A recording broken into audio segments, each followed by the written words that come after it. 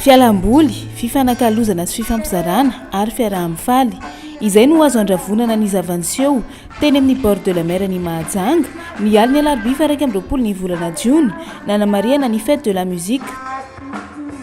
Nitondra ny talentany tamin'ny seho sehatra no karakarain'ny Alliance Française ny mpanakanto zanaky Mahajanga vitsivitsy tahaka ny tarika Mapingo sy ny maro hafa.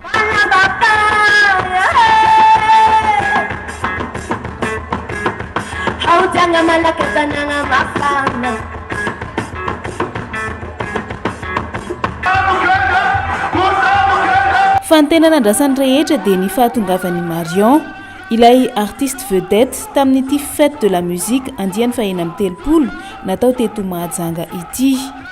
Samy nahazo ny anjarany avokoa na ny tanora na ny efa lehibe tamin'ny fankafizana ny hira ny Marion.